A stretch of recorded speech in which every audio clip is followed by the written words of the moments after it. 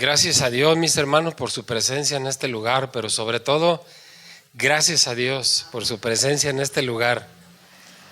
Vamos a comenzar, mis hermanos, a continuar el estudio de la semana pasada. Gracias a Dios que pues pudimos terminarlo la semana pasada, ¿verdad? Voy a iniciar haciendo una oración, mis hermanos. Padre Santísimo, Señor Dios bendito, sabemos, mi Dios, conocemos que usted tiene el control sobre todas las cosas, Señor. Y le agradecemos, Padre Santo, su manto protector, no solamente sobre esta iglesia, Señor, sino sobre todo su pueblo, Señor, sobre su cuerpo espiritual que es la iglesia.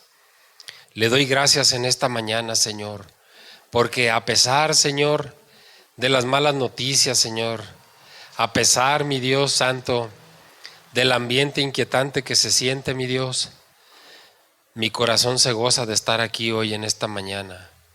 Y usted sabe, Dios bendito, que yo no quisiera estar en ningún otro lugar, sino aquí en este momento, Señor. Le pido, Padre nuestro, Señor, que quite de nuestra mente cualquier pensamiento, Señor, que no tenga parte ni suerte en su ministerio, mi Dios.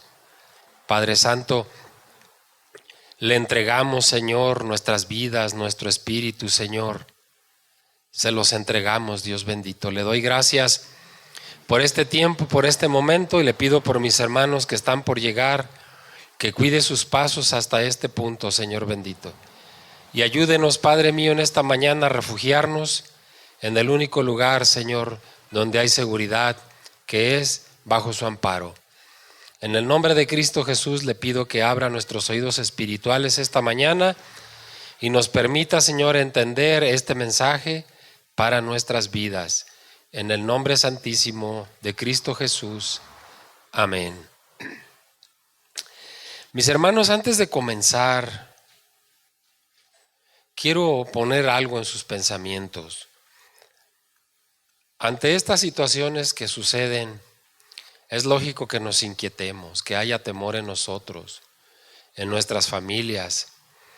La semana pasada les dije, ¿sí sabemos en quién confiamos? No tenga temor, mi hermano. Lo que suceda, si sucede algo, va a ser en la voluntad de Dios.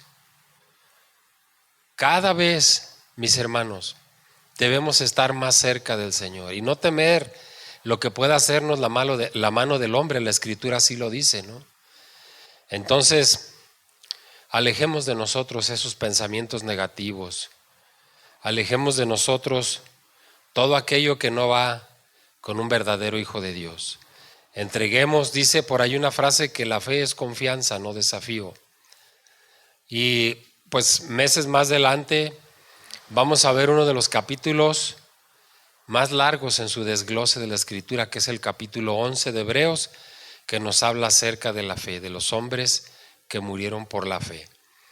Entonces, ojalá que esto que estamos estudiando, en especial esta epístola, renueve en nosotros la fe. Acuérdense que no necesitamos mucha fe. Lo que necesitamos es una fe de calidad. ¿Cómo compara la Escritura la fe? Con un grano de semilla de mostaza, que es una de las semillas más pequeñas que existen, pero cuando fructifica se hace grande. Entonces, entreguemos nuestra voluntad por completo a Dios nuestro Señor. Vamos a continuar. Recuerdan que la semana pasada vimos por qué Jesús fue hecho un poco inferior o un poco menor a los ángeles. Correcto. Y tenía que hacerse siervo, tenía que tomar la forma de un hombre, porque no venía a salvar ángeles, vino a salvar hombres. Y la Escritura nos dice que Él fue probado, fue tentado en todo, pero sin pecado. ¿Y por qué le sucedió eso a nuestro Señor Jesucristo? Para que Él pudiera conocer de viva voz la enfermedad, la prueba o la tentación. para que él pudiera conocer de viva voz y en carne propia la hipocresía, el rechazo, la envidia.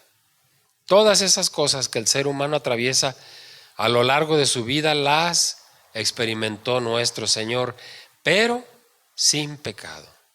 Esa es la gran enseñanza que hay en esa parte de la Escritura. Y nosotros, aunque cometemos pecado y aunque somos pecadores, ¿por qué? Porque la naturaleza del pecado está dentro de nosotros. El mismo apóstol Pablo que decía, porque lo que no quiero, eso hago, miserable de mí. ¿Quién me librará de este cuerpo de pecado? El apóstol Pablo, el apóstol más grande que ha existido. Entonces, el pecado es parte de nuestra naturaleza. La desobediencia, la incredulidad. Desde el primer hombre se manifestó esto. Pero la grande diferencia en el sacrificio de nuestro Señor Jesucristo es que cuando Él viene a quitar el temor a la muerte. La muerte, dice la Escritura, ya no se enseñorea más de nosotros. Y se está refiriendo a los dos tipos de muerte, a la muerte espiritual y a la muerte física. Y nosotros tenemos que ser obedientes a eso. Uno de los grandes significados del sacrificio de Cristo se vino a derrotar, dice la Escritura, al que tenía el poder de la muerte. Esto es a Satanás el diablo, así lo describe el texto, ¿verdad? Entonces, nosotros tenemos que mostrar nuestra confianza en el Señor. Y esa es una buena manera de hacerlo. Entonces, nuestro Señor Jesucristo fue hecho un poco inferior a los ángeles, pero ¿qué dice el texto? Por un poco de tiempo. ¿Hasta cuándo fue ese tiempo? ¿Hasta cuándo nuestro Señor Jesucristo fue inferior a los ángeles? ¿Cuándo fue ese tiempo? Lo vimos la semana pasada. Hasta que muere y asciende. ¿Y dónde está sentado? En el lugar de más alto honor. ¿Y qué recupera nuestro Señor Jesucristo cuando se asciende y se sienta a la derecha del Padre? ¿Siguió siendo inferior a los ángeles? No. Pero qué cosa muy importante recuperó nuestro Señor Jesucristo: su inmortalidad.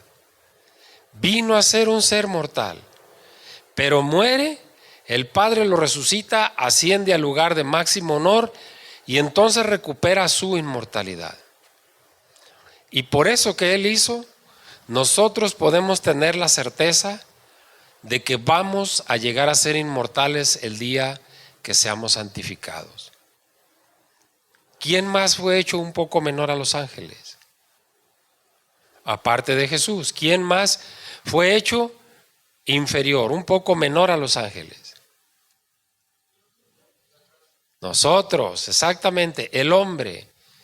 El hombre fue hecho un poco menor a los ángeles. ¿Por qué fue hecho menor a los ángeles? A ver, ¿sí? Porque pecamos. ¿Y qué más dijo mi hermano? Así es. Nosotros, el primer hombre, Adán, fue diseñado para ser inmortal, para vivir eternamente. Pero cuando pecó, cayó de donde estaba y fue hecho menor a los ángeles. Nosotros somos descendientes de Él. Pero ¿a qué vino nuestro Señor Jesucristo? A hacernos superiores a los ángeles cuando seamos santificados en el reino venidero. La autoridad de la creación que Dios hizo en 6 días y en el séptimo dice la Escritura que descansó. La autoridad sobre esa creación, ¿a quién la dio el Señor? ¿A los ángeles o al hombre? Al hombre, a pesar de que el hombre estaba en pecado. El Señor mostró su misericordia, mostró su autoridad absoluta y le dio el poder sobre la creación al hombre. Pero ¿acaso el Señor le dio el poder al hombre sobre el hombre? No, sobre los animales, sobre todas las cosas, pero excepto sobre el hombre. ¿Y qué ha querido hacer el hombre? Tener autoridad sobre el hombre cuando no le pertenece. Eso le pertenece a Dios. Ayer acabamos, la semana pasada lo vimos aquí. Ayer acabamos de ver un suceso mundial también. Otra vez se prende la guerra, Estados Unidos contra Irán y Israel y Estados Unidos contra Irán. El hombre queriendo tener el poder y la autoridad sobre el hombre cuando no le corresponde. Entonces el hombre es hecho inferior a los ángeles, pero algún día va a recuperar el hombre esa inferioridad y va a llegar a ser superior a los ángeles.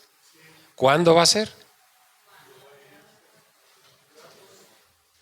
Cuando muere en santidad, porque sin santidad nadie verá al Señor. Cuando nuestro Señor Jesucristo venga con juicio y encuentre a su pueblo justificado, santo, entonces le va a devolver la inmortalidad al hombre. Y al hombre ya no tal como cuerpo, sino al hombre espiritual. ¿Sí? Bueno, vamos a continuar el día de hoy. El Padre expresa su amor por el pueblo cuando entrega a su Hijo a una muerte que no fue cualquier muerte, a una muerte vergonzosa. ¿Y qué hizo el Hijo? Sufrió voluntariamente esa humillación, porque fue humillante lo que le hicieron al Señor. Escupirlo, patearlo, mofarse de Él. Tanto así que le decían: a ver, si eres hijo de Dios, bájate de ahí. Envía un ejército. De una manera humillante. El resultado de la muerte de Cristo fue doble. Triunfó sobre Satanás y recuperó a su pueblo del temor de la muerte con la esperanza de la vida eterna. ¿Qué dijimos la semana pasada? Se necesita perder para ganar. ¿Qué fue lo que hizo nuestro Señor Jesucristo? Perdió la vida física, pero recuperó la vida eterna. Perdió la vida mortal y recuperó la inmortalidad. Mis hermanos, ¿se acuerdan que la semana pasada, estando en el estudio, hicimos un pequeño, bueno, yo lo hice, un pequeño espacio para agradecer al Señor por la vida de nuestra hermana, la esposa del hermano Pepe, que se había accidentado y ya se presentó al estudio? Pues hoy le doy gracias a Dios por la vida de nuestra hermana, porque hacía mucho tiempo que no estaba aquí. Ella nos comentó que iba a estar por allá, creo en La Paz, con una de sus hijas, y que iba a volver por allá. Yo recuerdo que me dijo que tal vez a finales del mes de febrero. Dios la bendiga mucho. Espero que haya estado escuchando los audios y pues bueno, gracias a Dios por su vida, mi hermana. Qué bueno que está aquí, porque eso nos alienta mucho y nos hace darnos cuenta que siempre el mejor lugar para nosotros va a ser bajo la protección de Dios. ¿Qué dice el Salmo? El que habita al abrigo del Altísimo. Adoptemos eso para nosotros. Bienvenida. Entonces dijimos que perder para ganar, ¿verdad? ¿Quién fue asesino desde el principio? Satanás. ¿Cómo se traduce ese nombre, Satanás? ¿Es el padre de qué? Dice Juan. El padre de la mentira. Dice Juan, el apóstol Juan, que cuando habla mentira, de suyo habla. Porque él es el padre de la mentira y no hay verdad en él. ¿Qué es lo que hace Satanás? ¿Qué es lo que ha hecho? Desear la muerte del hombre en el sentido más amplio de la palabra. Desear la muerte del hombre en lo físico y en lo espiritual. ¿Cómo podríamos definir la muerte espiritual, hermanos? Alguien regálenos una idea. ¿Cómo podríamos definir la muerte espiritual? El pecado. Bien. ¿Alguien más? La desobediencia. ¿Qué significa la muerte espiritual? Sabemos que la muerte espiritual viene por el pecado, por la desobediencia, por la incredulidad. Pero ¿cuál es en el fondo el significado de una muerte espiritual? Ya no creer en nada, muy bien. Pierdes la salvación, muy cerca. Bien, El significado de la muerte espiritual es la separación de Dios. Cuando alguien está muerto espiritualmente, está separado de Dios. ¿Y qué dice la Escritura? Yo soy la vid y vosotros los pámpanos, y sin mí nada podéis hacer. Ahí está la muerte espiritual, estar separados de Dios. Nosotros no queremos eso, ¿verdad? Nosotros antes, al contrario, deseamos estar cerca de Dios. Al principio del libro de los Hechos, en el primer versículo, habla de un hombre, Teófilo. ¿Alguien ha escuchado ese nombre, Teófilo? ¿Sí? Teófilo significa amigo de Dios. Nosotros necesitamos ser teófilos espirituales, ser amigos de Dios. ¿No dice acaso la palabra que el amigo dará la vida por el amigo? Solo el Cristo de Dios era capaz de destruir a Satanás. No había nadie más. ¿Quién podía hacerlo? Por medio de la muerte en la cruz fue que lo hizo. Entonces, bien podemos decir que Jesús derrotó a Satanás usando el arma de la muerte, que era el arma preferida de Satanás. Y sigue siendo el arma preferida de Satanás para el incrédulo. Mas no debe ser el arma preferida de Satanás para el creyente. Sí o sí, las personas incrédulas afuera le tienen un pavor a la muerte. Muchas de ellas inclusive no quieren escuchar hablar de la muerte. Jesús pagó con su vida el pecado de todos nosotros y entonces nos libró de la maldición de la muerte. Al pagar esta penalidad por nosotros, Jesús quitó el arma de la muerte de las manos de Satanás. Jesús ha quitado el temor a la muerte para quienes confiamos en Él. ¿Puedes declarar eso, hermano? Que no hay temor a la muerte porque sabes en quién estás confiando, porque sabes que el Señor es tu bienhechor, es tu protector, es tu sostén, es tu protector, es tu salvador. ¿Puedes declarar eso? La muerte ya no se enseñorea más en nosotros porque tenemos al Dios Todopoderoso. Prepárese, hermano. Por eso el ser humano le tiene temor a la muerte, porque su corazón no es digno, no está completo delante de Dios. Cuantas veces manchemos nuestras vestiduras, tenemos que lavarlas por medio de la confesión de nuestros errores, de nuestros pecados. Y Él es fiel y nos va a perdonar, pero tenemos que confesarlo. Por supuesto, todos los hombres mueren, inclusive los creyentes, por lo que parecería que Satanás todavía gobierna soberanamente. Sin embargo, la maldición de Dios ya no pesa sobre nosotros. A eso vino a Cristo, a quitar esa maldición que una vez declaró Jehová el Dios Altísimo. Jesús quita el temor a la muerte. Todos aquellos que son parte del pueblo de Dios ya no deben temerle a la muerte. ¿Por qué?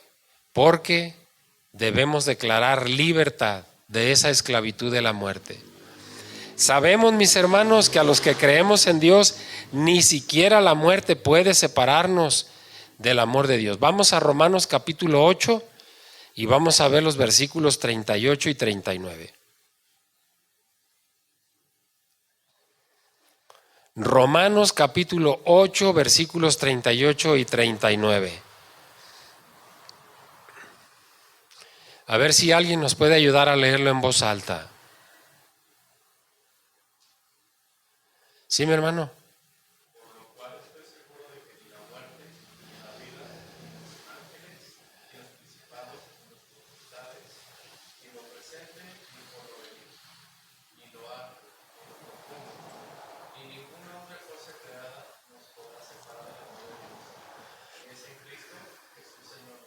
Amén. ¿Aceptamos eso, hermanos, en nuestro corazón? Nada puede separarnos del amor de Cristo, ni la muerte. Cuando habla de potestades, está hablando de ángeles malignos. Nadie puede separarnos del amor que es en Cristo Jesús, Señor nuestro. Declárelo, mi hermano, en la mañana cuando se levante y se acuerde, declárelo para su vida. En contraposición a esto, todos aquellos que no conocen a Jesús como Señor y Salvador enfrentan la muerte eterna y por consiguiente son eternamente sometidos a la esclavitud de la muerte. Solamente Jesús es capaz de librar al hombre de esa esclavitud. Él declara por medio de Juan en el Apocalipsis, dice que Él tiene las llaves del Hades, de la muerte y del Hades, de la muerte y del infierno eterno. Él es el que tiene las llaves, Él es el que tiene la autoridad. En el pasaje que estábamos leyendo, el versículo nos dice, porque ciertamente no es a los ángeles que Él ayuda, sino a los descendientes de Abraham. El escritor de Hebreos lleva ahora su discurso en cuanto a la superioridad de Jesús sobre los ángeles a una conclusión. Y lo hace apelando a una verdad que no genera controversia. Jesús no redime, no vino a redimir a los ángeles, sino a los descendientes espirituales del Padre de los creyentes, que es Abraham. Debe entenderse que obviamente el nombre Abraham significa que todos los que ponen su fe en Jesús son descendientes de Abraham. Si Jesús hubiese sido un ángel, es de esperarse que vendría en ayuda de sus compañeros los ángeles. ¿Sabe usted que hay congregaciones, una en concreto de la que más hemos hablado, que dice que Jesús no es el Hijo de Dios, que Jesús es un ángel que Dios creó, un ángel superior a los ángeles? Es una herejía, mis hermanos. Jesús es el Hijo de Dios. ¿Cómo vimos en el primer capítulo que lo llamó? ¿Cuál fue el nombre que el Padre le dio? Hijo. ¿Hay algún ángel al que Él haya llamado hijo? ¿Algún ángel le llamó Padre al Dios Altísimo? ¿Se fija cómo con conocimiento podemos hacer que se derrumben esas ideas heréticas que existen en otras congregaciones? Por eso necesitamos conocer a Dios. La semana pasada hablamos de Juan 17:3. Esto es la vida eterna, que te conozcan a ti, el único Dios verdadero, y a Jesucristo tu Hijo, a quien has enviado. Entonces, Él, en vez de ayudar a los ángeles, vino a ayudar a los hombres. Y con ello dio una generosísima prueba de identidad. Jesús es el Dios hombre, el Dios hecho hombre. Jesús es la imagen visible del Dios invisible, por eso se hizo hombre. Entonces Él ha venido a ayudar a los hijos espirituales de Abraham porque está plenamente identificado con ellos, que somos nosotros. Jesús no es el autor de la salvación de los ángeles, sino el autor de la salvación de los descendientes de Abraham. Hay una palabra, la he mencionado ya varias veces, hay una palabra en el griego que es una palabra exclusiva para hablar de la identidad, de los atributos de Jesús. Es la palabra teantrópica. Teantrópica. Tean proviene del vocablo teos, que significa Dios.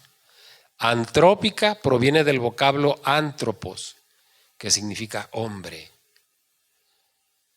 ¿Sí? Entonces, teantrópica significa eso, Dios hecho hombre. ¿Hay algún otro ser humano que tenga esa cualidad? Ya ve por qué le digo que es una palabra única y exclusiva para definir a nuestro Señor Jesucristo.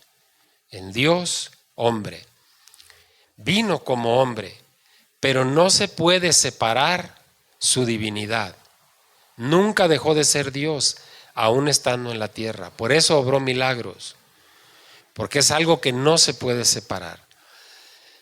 Entonces vimos en los versos de la semana pasada que dice, por lo cual debía ser en todo semejante a sus hermanos. Vimos que en 2:10 que no se avergüenza de llamarnos hermanos a nosotros.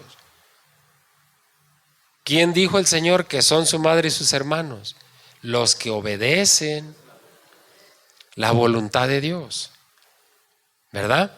Entonces dice que por lo cual debía ser en todo semejante a sus hermanos, semejante a nosotros como ser humano, para venir a ser misericordioso y fiel sumo sacerdote en lo que a Dios se refiere, para limpiar al pueblo de los pecados. En este verso el escritor explica la necesidad de la identificación de Cristo con nosotros como hombres. Para poder ser de ayuda al hombre pecador, Jesús necesitaba ser como todos nosotros, en todas las cosas excepto en una, en el pecado. Él fue libre de pecado, Él es el impecable. Él se encontraba bajo la divina obligación de ser como sus hermanos, como todos nosotros. ¿Por qué nos llama hermanos? Porque somos miembros de la misma familia. Él se encontraba bajo la divina obligación, como dije, de ser como nosotros, como sus hermanos. En cierto sentido, el escritor de Hebreos repite algo que ya había dicho con anterioridad en el capítulo 2, acerca precisamente de esto, que Él no se avergüenza de llamarnos hermanos. Pero ahora el escritor muestra que Jesús debía hacerse hombre para asumir el papel de un hombre misericordioso y ser nuestro fiel sumo sacerdote. Esa palabra, ese vocablo misericordioso, aparece solamente 2 veces en el Nuevo Testamento. Una vez en las bienaventuranzas, cuando dice, bienaventurados los misericordiosos, y la otra vez es aquí. Esa palabra misericordioso proviene del vocablo Gesed, que significa, a ver, ¿alguien se acuerda? Ahora sí que es pregunta de examen. ¿Alguien se acuerda qué significa o cómo podemos definir la gracia de Dios? ¿Como un regalo? Inmerecido. Ese vocablo Gesed significa eso, regalo inmerecido, y otro de los significados es esa palabra, misericordioso. ¿Merecemos la misericordia de Dios? ¿Merecemos la misericordia de Dios? No. Entonces es un regalo inmerecido. Por eso proviene del mismo vocablo. Mientras que la misericordia se dirige hacia el hombre, la fidelidad se dirige hacia Dios. Jesús es un fiel sumo sacerdote al servicio de Dios. Observe que la palabra fiel tiene en realidad 2 significados. Una persona es fiel en el cumplimiento de sus deberes, por lo tanto es digno de confianza de las personas que confían en él. Lo habitual es que esos 2 significados se fusionen, sean uno solo. No podemos ser fieles en algo y ser infieles o falto en otra cosa. Un hijo de Dios no puede hacer eso. En el contexto de Hebreos, la palabra expiación significa que Jesús, como sumo sacerdote, logró la paz entre Dios y el hombre. Él vino a eso, a reconciliarnos con el Padre. Por el pecado estábamos alejados del Padre. Jesús vino a eso. Por eso se rompe el velo. Ya podemos acercarnos directamente a Dios por medio del Hijo. Ya no necesitamos un sumo sacerdote terrenal, porque ahora tenemos un sumo sacerdote eterno. Entonces Jesús se hizo sumo sacerdote, y así como el sumo sacerdote entraba una vez al año en el día de la expiación, en el lugar santísimo, y salpicaba sangre primeramente por sí mismo y después por el pueblo. Para quitar, ese vocablo quitar no significa más que cubrir, porque no los quitaba los pecados, los cubría. Del mismo modo Jesús se ofreció a sí mismo para que por el derramamiento de su sangre ahora ya no cubriera nuestros pecados, sino quitar nuestros pecados. ¿Se fija cuál es la diferencia tan grande en cubrir el pecado y en quitar el pecado? Por eso nuestro Señor Jesucristo es más grande y más perfecto que Josué, que Moisés, que los ángeles. Por eso el mandamiento, el testamento anterior, dice más adelante otro de los capítulos finales, que cuando algo se envejece está próximo a desaparecer. Así fue para que nosotros pudiéramos ser absueltos, no solamente cubiertos del pecado, sino quitarnos el pecado. Y al quitarnos el pecado quiere decir perdonarnos, perdonar nuestros pecados. Acompáñenme por favor a Romanos capítulo 5, versículo 1. Romanos 5, 1.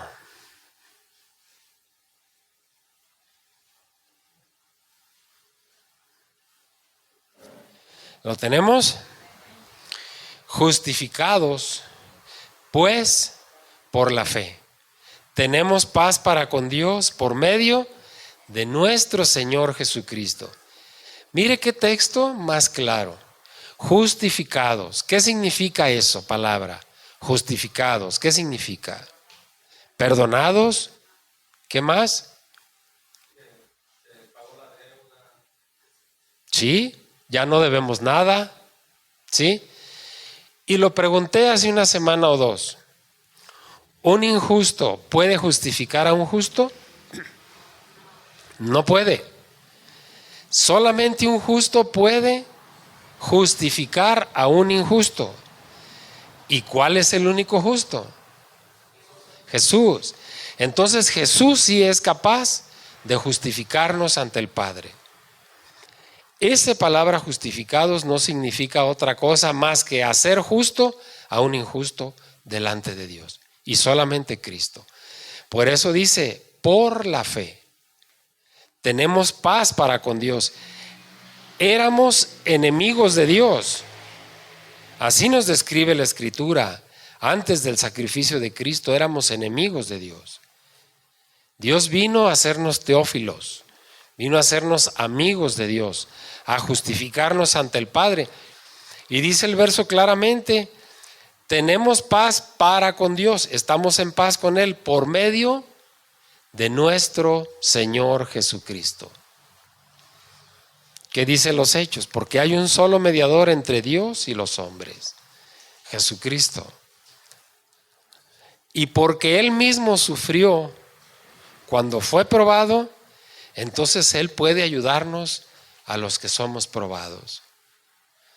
La semana pasada, mis hermanos, el domingo, el lunes, a lo mejor hasta el martes, pero la prueba no duró un solo día. La prueba duró todo el domingo, todo el lunes y todavía el martes todavía había zozobra. ¿Qué debemos hacer nosotros cuando tenemos un examen? ¿Reprobarlo o aprobarlo? Pues esa prueba es como un examen para el cristiano. Es como un examen a su conciencia. Y nosotros tenemos la obligación moral y espiritual de aprobarlo. El que la humanidad de Jesús es genuina queda claramente demostrado, dice el escritor de Hebreos, por el hecho de que Jesús fue probado como nosotros. Él experimentó personalmente el poder del pecado cuando Satanás lo enfrentó y cuando la debilidad en nuestra naturaleza humana se hizo evidente. Hace tiempo les puse un ejemplo. Satanás le dijo a Jesús, porque sabía que tenía hambre. ¿Por qué tenía hambre Jesús? ¿Cuántos días tenía ayunando? ¿Tenía hambre o no tenía hambre? ¿Cuánto tiempo aguantamos nosotros sin comer? Una semana no la aguantamos, ¿verdad? Ha habido quienes han soportado mucho más de esos días, de una semana, 10, 20, 30 días. Pero ha sido porque no han tenido absolutamente nada que comer y muchos han muerto de hambre. El Señor estaba ahí humanamente. Y cuando Satanás le dice, bueno, si eres hijo de Dios, haz que estas piedras se conviertan en panes. Y ya sabemos la respuesta del Señor. No solo de pan vivirá el hombre. A ver, fue una prueba, fue una tentación grande que nuestro Señor Jesucristo haya podido convertir esos panes, esas piedras en panes.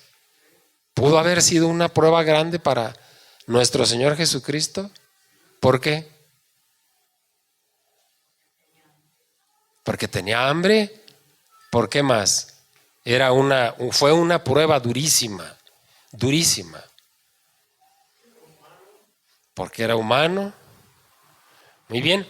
Hace un momento dije, Jesús es el único ser que reúne dos naturalezas que no se pueden separar, la divina y la humana. Humanamente, nuestro Señor Jesucristo era capaz de convertir aquellas piedras en pan. Escuche la pregunta, humanamente no. Divinamente Él tenía el poder de convertir aquellas piedras en pan.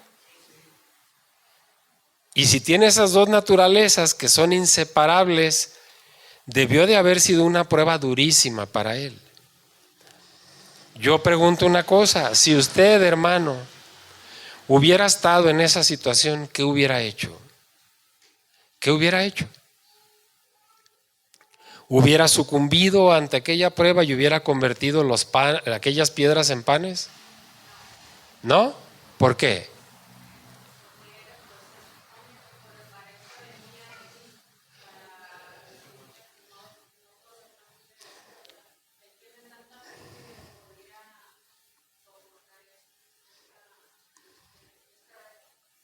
Bien, la pregunta es, usted, cualquiera de nosotros, ¿hubiera sucumbido a aquella tentación después de un hambre de 40 días y tener unas piedras y convertirlas en pan? ¿Hubiera sucumbido?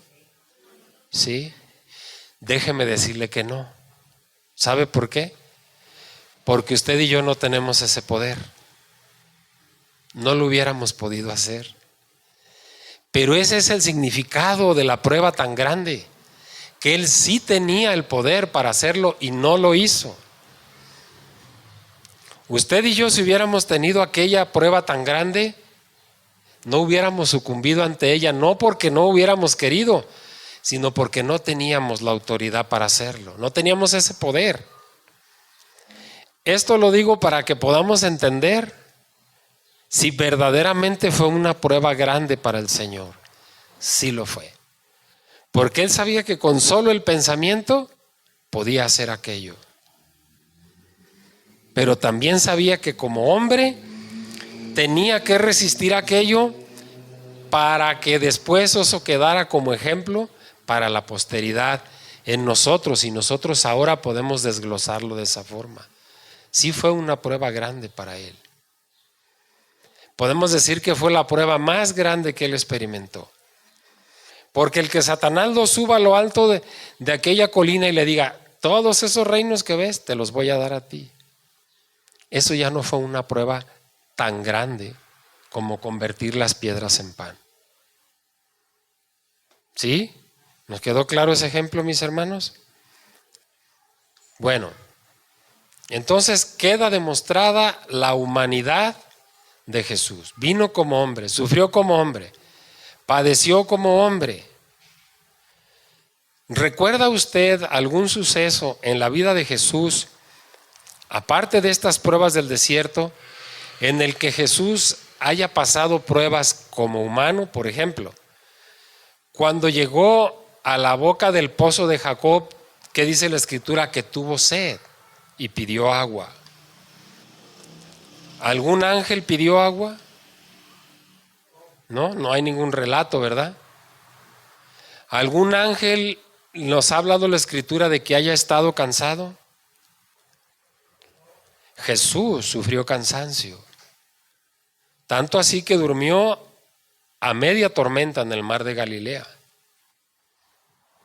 ¿Se acuerdan qué hizo Jesús cuando se dio cuenta de lo que le había sucedido a su amigo Lázaro y fue a la tumba de Lázaro, ¿qué hizo el Señor? ¿Qué hizo? ¿Qué dijo, hermana?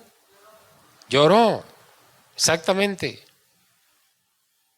Jesús lloró ante la tumba de Lázaro. ¿Ángeles han llorado? ¿Ángeles, hay algún relato que derramaron lágrimas? ¿Qué nos demuestra esto? Jesús vino siendo 100% humano, pero nunca dejó de ser 100% divino. ¿Ha escuchado hablar de la Trinidad? ¿Y ha escuchado hablar que dicen la Santísima Trinidad? Y también ha escuchado hablar que dicen el misterio de la Santísima Trinidad. Pues es un misterio, hermano. Por eso no lo podemos entender a cabalidad. Hace tiempo yo, casi en los primeros inicios de los estudios, yo les mencioné algo. Misterio y misterioso son cosas distintas. ¿Qué es un misterio? ¿Perdón? ¿Sí? Misterio es algo que solamente se conoce por revelación divina. Eso es un misterio. Entonces, el misterio de la Santísima Trinidad es algo que solamente se conoce o se va a conocer a plenitud por una revelación divina, no por una deducción humana. Necesitamos la ayuda del Espíritu Santo. ¿Sí? Entonces dijimos que ningún ángel dio muestras de humanidad. En su función de sumo sacerdote y mediante su obra de sacrificio, Jesús quitó la maldición de Dios que pesaba sobre el hombre. A causa del perdón de los pecados, el amor de Dios fluye libremente sobre todos nosotros.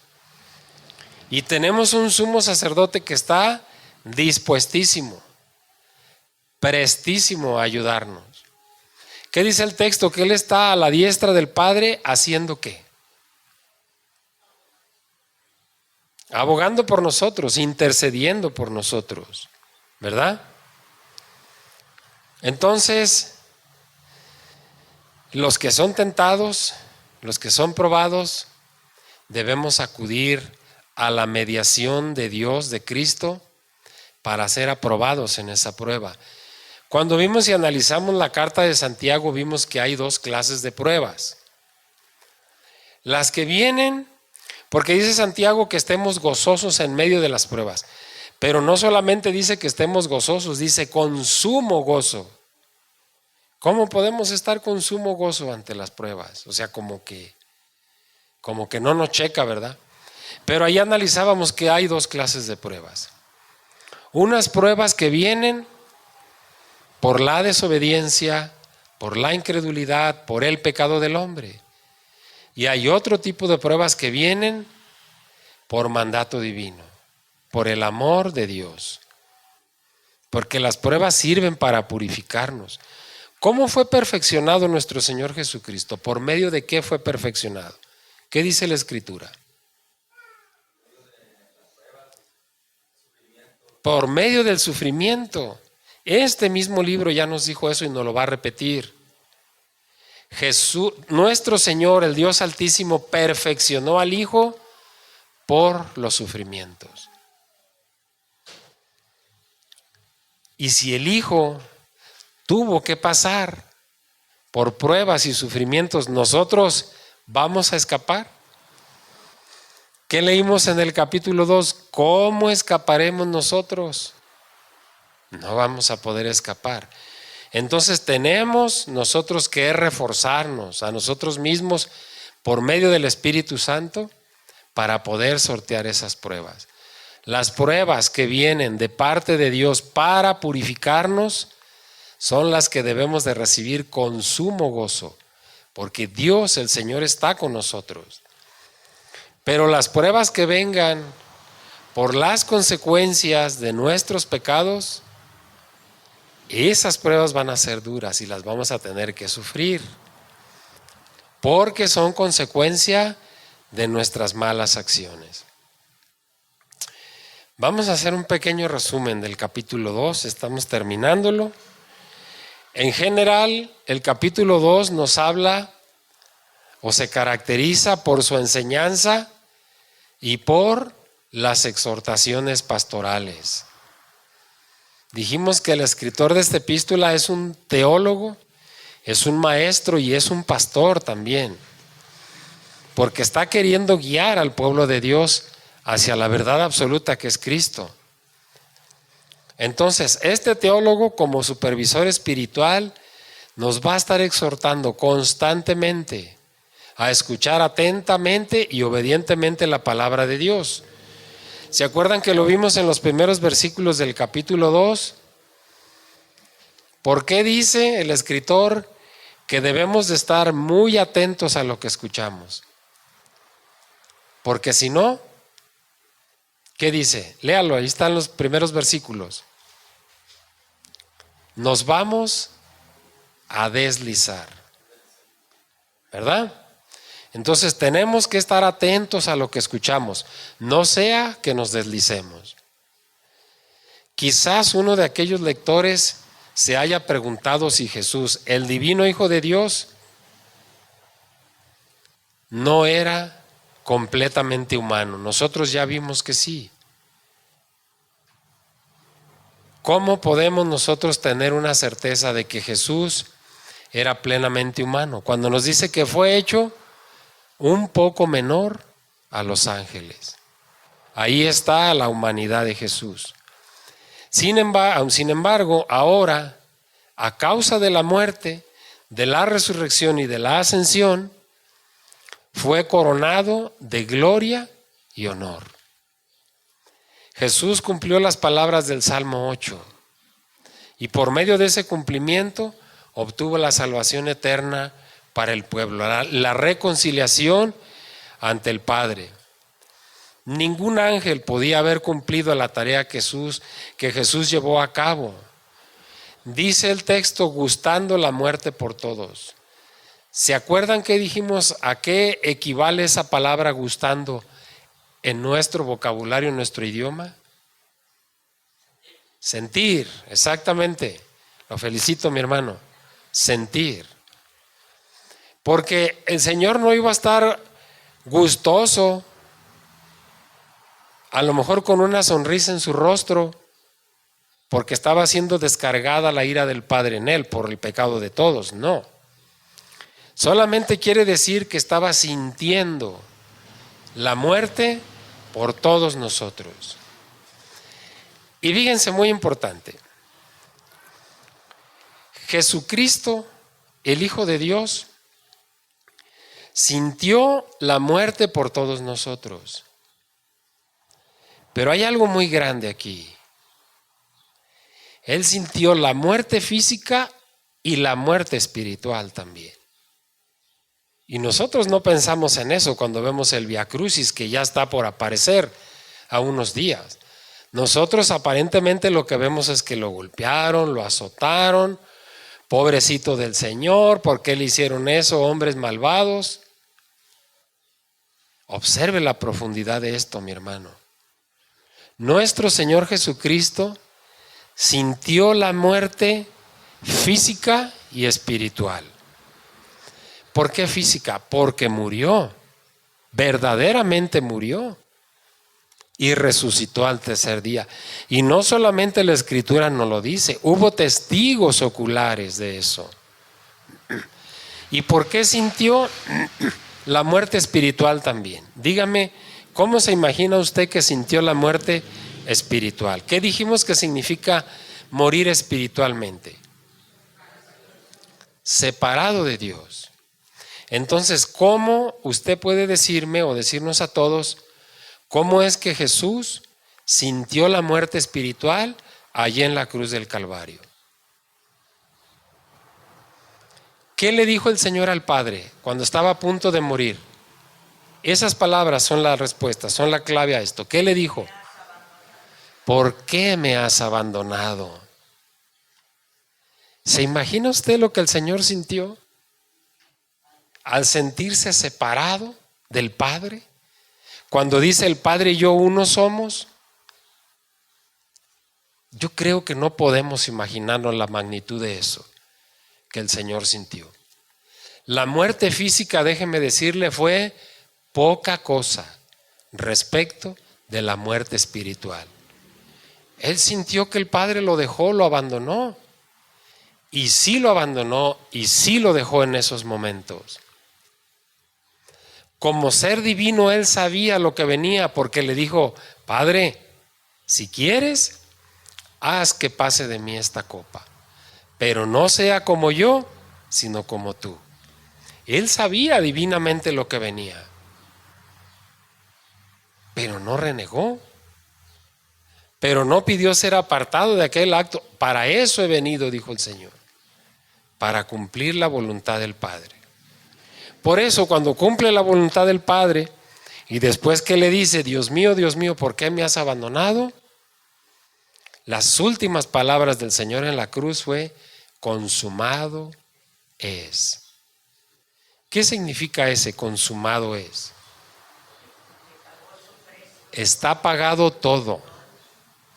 Pero más grande todavía, el Hijo le dice al Padre: Padre, estos ya no te deben nada, yo ya te pagué por todo.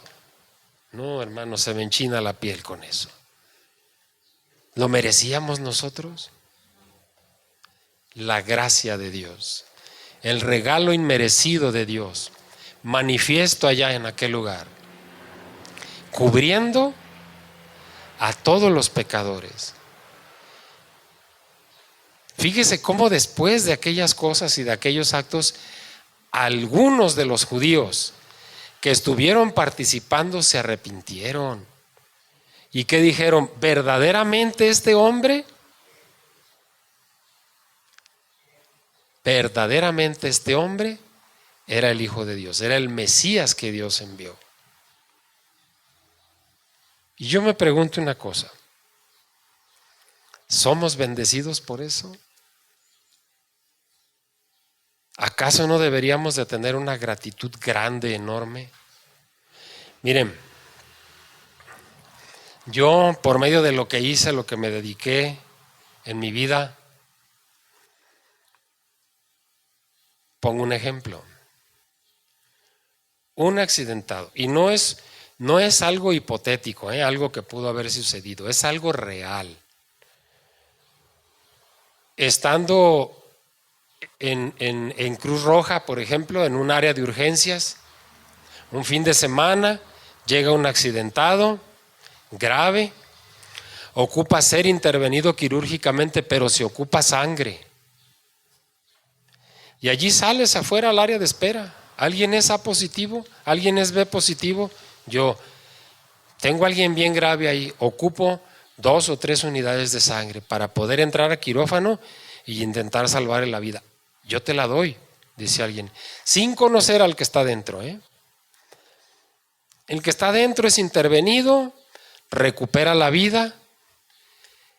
Él y sus familiares, ¿cómo quedan con aquella persona que le dio su sangre? ¿Para cuánto tiempo? ¿Y nosotros con el Señor? ¿Cómo estamos? ¿O cómo deberíamos estar? ¿Para cuánto tiempo? Para toda la vida.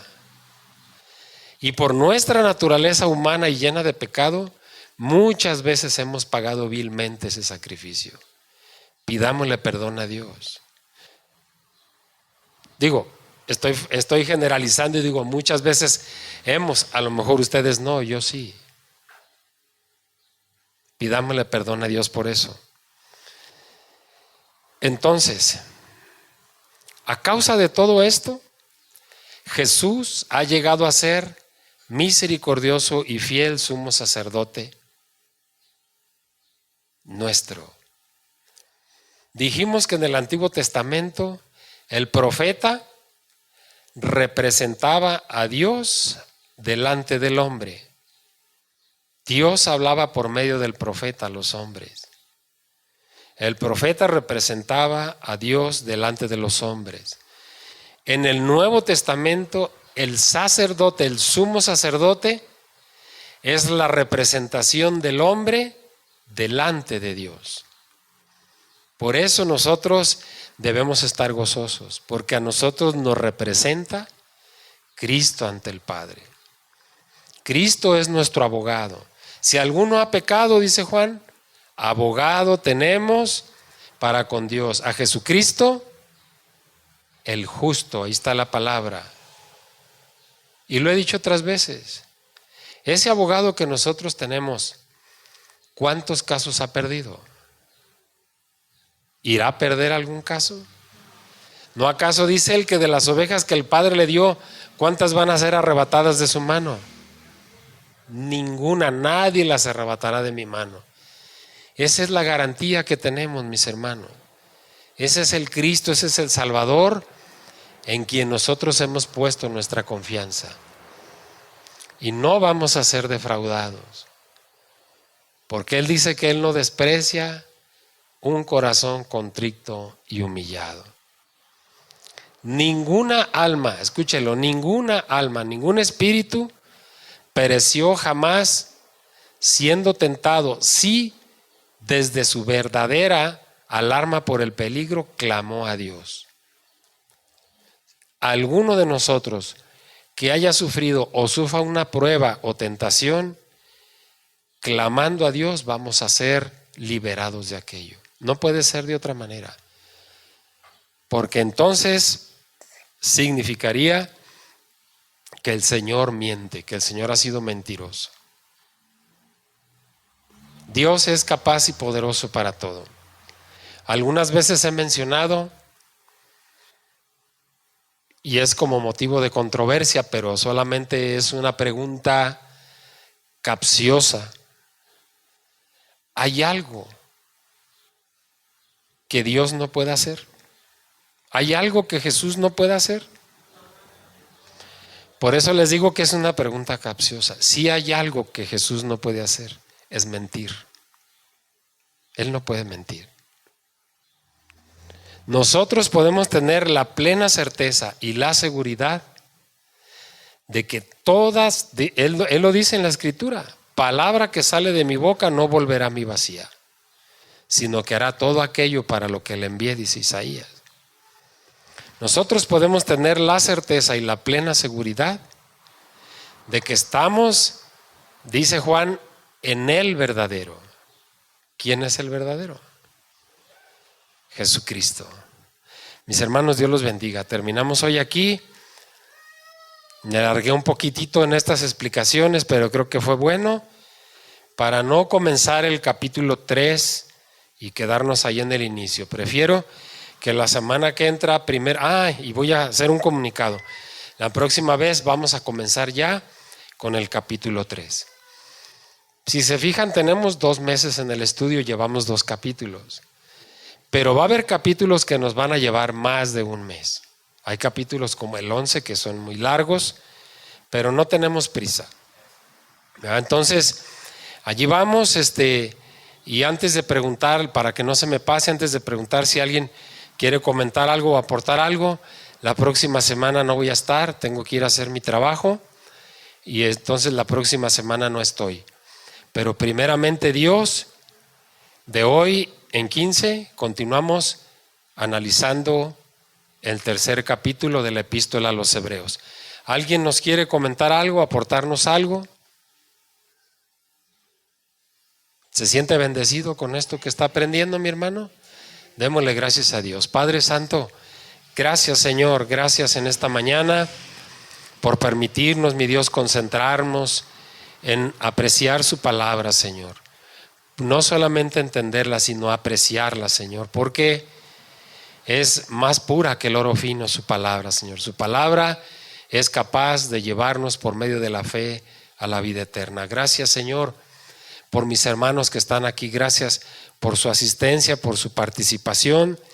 Me resta, mi Dios bendito, pedirle la unción de ese Espíritu, Señor, para que se derrame paz sobre todos nosotros y sobre nuestras familias.